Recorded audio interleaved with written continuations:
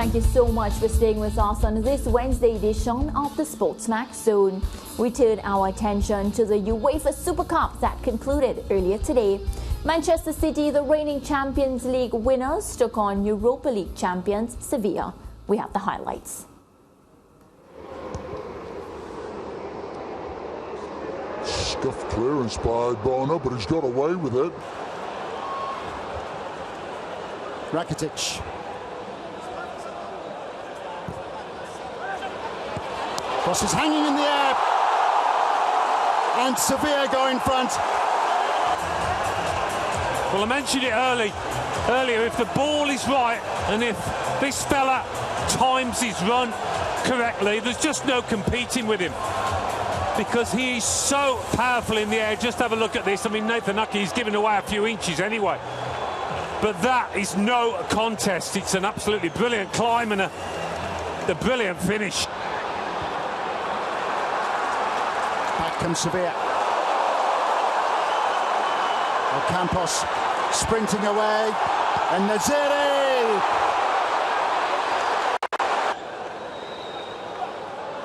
Ordan goes for it.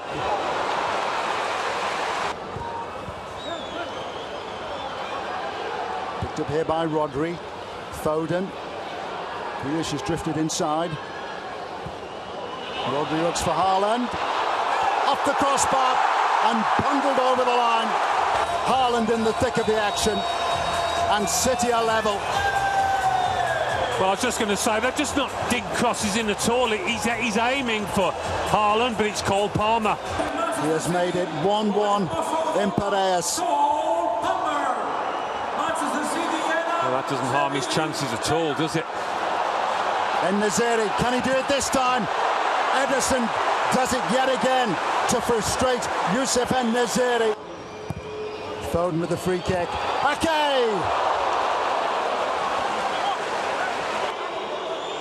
It's the Norwegian, and it's 1-0 to Manchester City.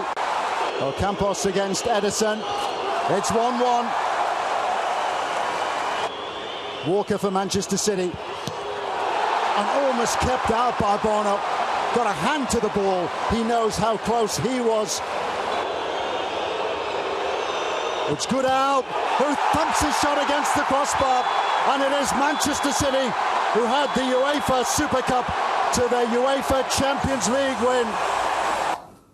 All right, for the first time as an analyst, we're pleased to welcome Ben Davis, who is coached at the international level and is the current manager of Anguillian triple champions Dogs FC. So we're having a bit of technical difficulties. We will join him very in short order. But team, Manchester City doing it again, picking up from where they left off last season. Yeah, Manchester City doing it again, but I want to look at Sevilla and their performance in this game, because I think they would have left the Super Cup final quite disappointed that they didn't win it. And En-Nesyri would be disappointed that he didn't at least get a second goal. Two glorious opportunities, one to put Sevilla 2-0 up, and the other one would have put them 2-1 up in this game. I think this was the first of those two opportunities, yes, to give Sevilla the 2-0 advantage. He gets away into space, essentially a 2-on-2. Brilliant save from Ederson, but you would expect a striker of En-Nesyri's quality to put that one away, and that could have put the game away. I thought Sevilla played well enough in this game to have come away with the win, but when you're a champion side, which Manchester City is, and if you give them opportunities, they will take them, and they did that. They got the equaliser, and when it got to penalties, they got the job done. Yeah, Eric Lamela after the match speaking about how frustrating and disappointing it is when you get so close, you know, echoing your sentiments, Ricardo, that, you know, they were so close to getting the title, but of course it went to penalties and they couldn't close it off. Lance, coming into this matchup, a lot of talk about no Kevin De Bruyne, many people saying that, you know, no KDB, how will Manchester City get the job done we saw Cole Palmer coming to the forefront today to get that goal. Yeah, well, he's likely to be out for several months, we're told. But Manchester United have shown that they can function adequately and efficiently without Kevin De Bruyne. We know he is a talisman for them, yes, and his presence in the Man City team makes them a better team. But they're still good without him, and I don't think that they will be hurt too badly by his absence. All right, so I think we have Davis with us. Good afternoon. Yes, Mariah, good afternoon. I'm here with you, of course. All right, so talk to me about that stellar performance by Manchester City. It came down to the point, of course, penalties, and they were able to close it out. Ricardo was just talking about Sevilla. They would feel a bit hard done, especially because they got so close as well, but unable to close it out. Yes, that's right. I mean, looking back on the game, Sevilla put in a good performance. And you can see that they set their stall out to play from behind the ball. Definitely defending that box with all 11 men. And so they were inviting City to go wide as they were playing narrow and obviously trying to catch them on the counter. And of course, it paid off after about 48 seconds after the cooling break.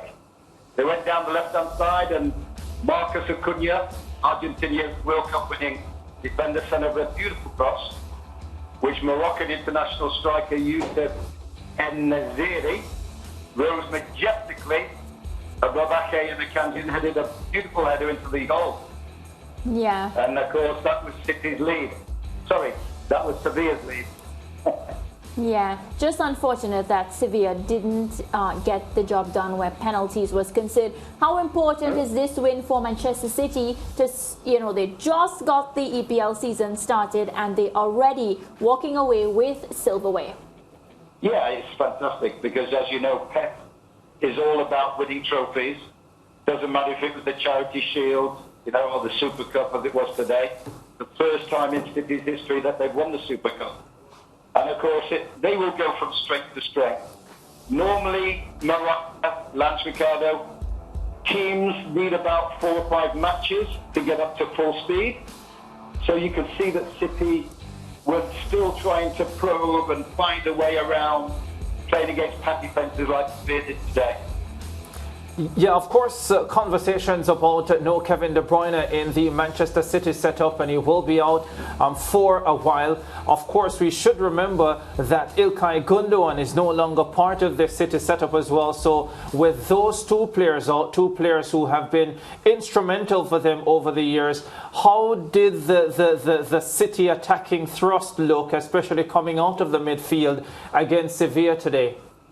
Well, as you saw, Ricardo, Phil Foden played in the Kevin De Bruyne role, but he obviously hasn't got the same experience, as Kevin has in those areas, and he obviously hasn't got the same quality yet, even though he's a fabulous footballer. And then Kovacic, who I've always rated, even when he was with Real Madrid, played a very good game today. And then, of course, City were on the verge of buying Paqueta from West Ham, the Brazilian central midfielder. So that should help them in some way, bridge the gap until Kevin is fit again. But obviously they'll miss Gundogan because he was another great player for City in that midfield. Is this another great opportunity for Pep Guardiola to transform players into exactly what he wants them to be? Yeah. He has a philosophy, as we know, which carries on from year after year. Even we saw it with Bayern Munich and Barcelona. And any player that comes in will be expected to do the job which he wants them to do in that position or other positions which they play in. So they had a new look player playing on the right-hand side instead of Riyad Mahrez today, called Palmer, who has been impressive over the last 2 years. And then Gabriel came in, played in the left-back position, although he's a central defender, and did quite well for his first game. So you'll see Pep's philosophy grinding on and getting better and better over the season, as they always start a bit trepiding, with the first few games. Yeah, already a terrific 2023 for Pep Guardiola and this Manchester City setup. They have won the Premier League, the Champions League. Now they have the UEFA Super Cup to go with that, and they can win a 4th trophy this year with the Club World Cup to come later on as well. The FA Cup as well, part of their victories for 2023. And Ben, I guess not many would bet against them going on to also win the Club World Cup later this year to make it a fantastic 5 in 2023. Oh yes, I mean today they've proved that they are the best team in Europe. Obviously without Kevin De Bruyne and Bernardo Silva, we forget about him. He was ill today, so he couldn't play. And then obviously the 5th trophy, I think it'll be, Ricardo, if they win the World Cup, which will cement them as the best team in the world. Well, Ben, thank you so much for joining us on the SportsMax Zone. You made your debut. We're looking forward to see you suiting up again on the show. So we'll connect with you. Thanks again. Thank you very much, Mariah, Lance and Ricardo. Speak to you soon. All right, let's take a quick commercial break and we'll be right back.